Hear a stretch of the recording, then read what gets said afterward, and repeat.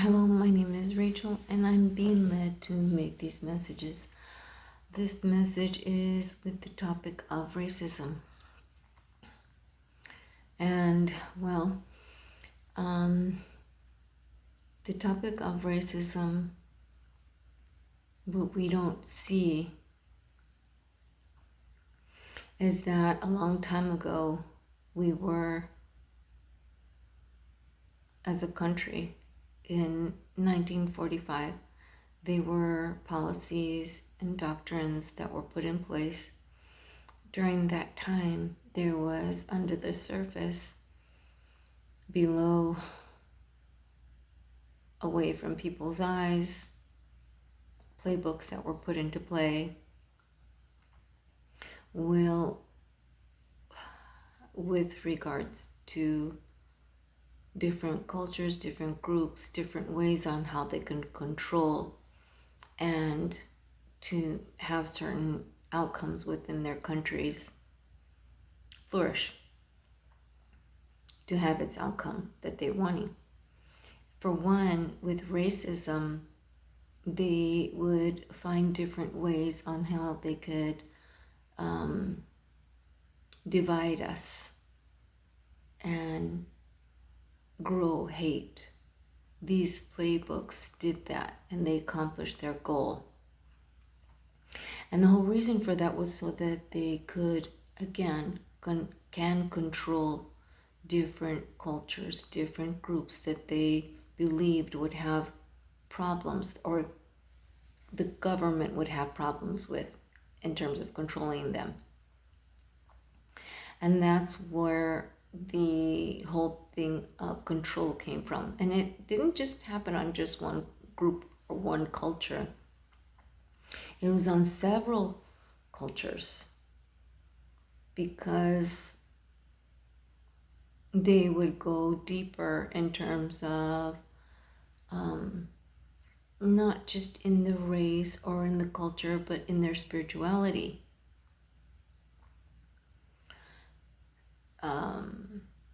That's why you see like so many different government groups that are, they're trying to grow different divisions within their groups. One is, the way they try to speak on it is like remote viewing. Their money's invested in this.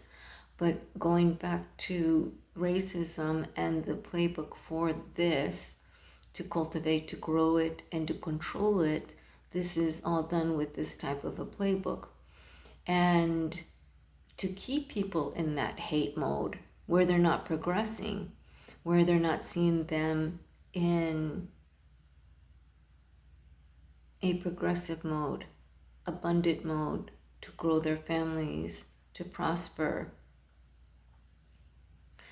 And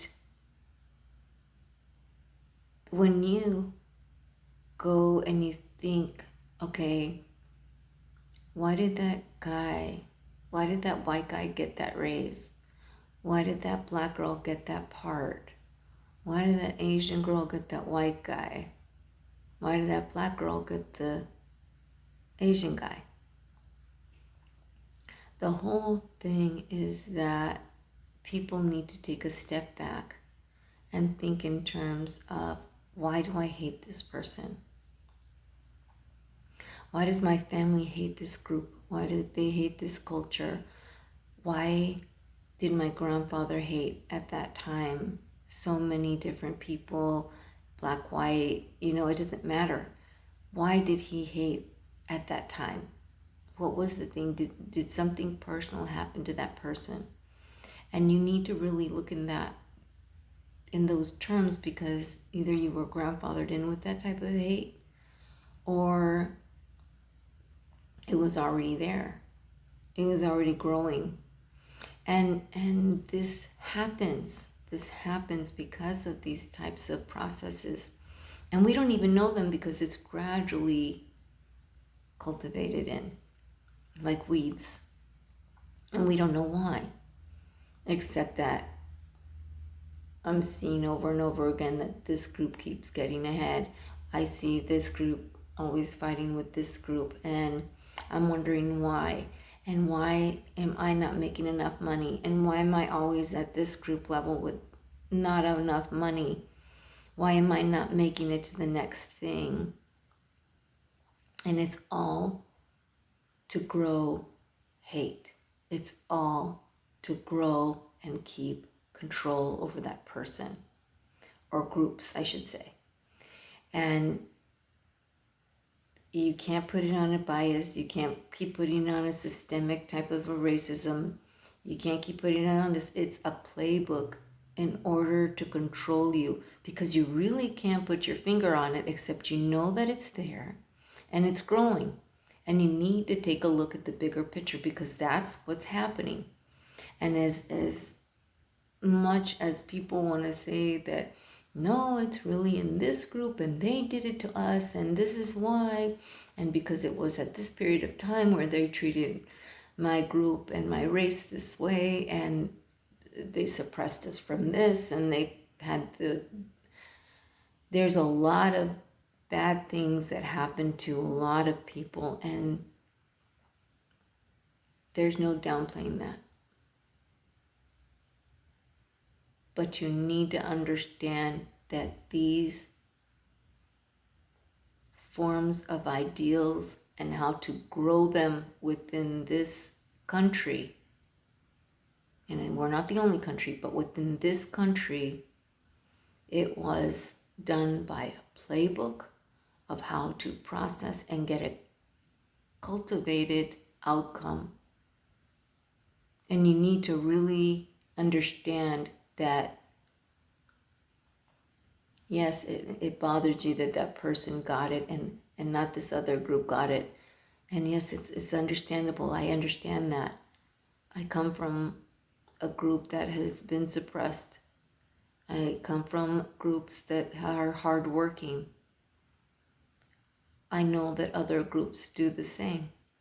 They're hardworking and are strong in faith. My group is hardworking and strong in faith too. And the point being is that we're all brothers and sisters. We're all children of God. And the whole point of all of this is, why do you hate that group of people? And you have to take a deeper look as to, where did it all come from? How did it all get to this point? Why didn't you like that person? Instead of saying, okay, that person, good for them, got there. She made it. He made it. Their spirituality is key. Their love for God is key. A lot of these things, honestly, as you grow your spirituality or your religion and prayer, there are even atheists that don't even have that connection to God, but they know something is there that helps them to know that life is there, that the universe is there, that the life force is there. It's all about your connection to God. It doesn't matter about religion, so they say. I think it's just the practice of connecting to God. That's all he wants. He wants you to connect, but we need to understand that we are all children of God. And the common thread that ties us together is that of our humanity, and the way you'll be able to see a lot of these games that are being played on us as different groups and how we're being controlled is, if we grow closer to God, the eyes, our spiritual eyes, we'll be able to see it for ourselves because of our faith, because of our spirituality. We'll be able to see these things that are happening. And you can't play with a person of faith because they can see through it. And that's just a fact. This is my message. Thank you very much.